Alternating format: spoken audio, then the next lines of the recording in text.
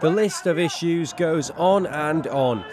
5 years of catastrophic civil war in Syria, the biggest refugee crisis since World War II, and fears that an ever-growing China is stoking tensions with its neighbours. Yet, despite the bulging foreign affairs in tray waiting for America's next president, we've seen remarkably little policy details on the campaign trail. Donald Trump, the Republican front-runner, sought to change that this week with a foreign policy speech in Washington. His address was as much a criticism of President Obama's tenure as it was a vision for the future. We're a humanitarian nation, but the legacy of the Obama-Clinton interventions will be weakness, confusion, and disarray. A mess.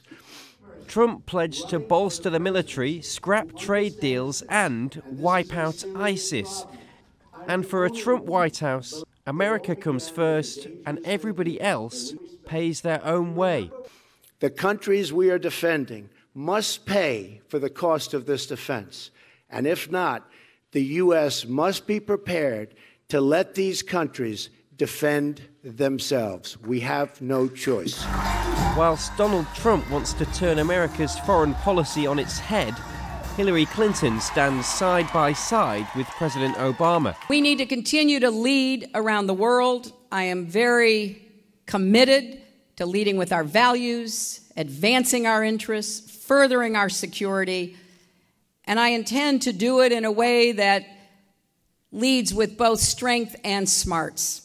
She's been accused of flip-flopping on the Trans-Pacific Partnership and of being an interventionist. And in the year of anti-establishment candidates, Hillary Clinton's experience could be her undoing. She has the experience as Secretary of State and as a former First Lady and as a senator, just decades in office with a specific focus on foreign policy. She knows the issues, she knows world leaders, but that is also a negative. It's baggage. She's been hit a lot for her vote for the Iraq War, which is still a very sore spot for a lot of Democrats. So what will the United States foreign policy look like after the election? Will we see a continuation of President Obama's agenda, where the US forges alliances and intervenes militarily? Or will we see a new direction, where America retreats and calls on other countries to step forward?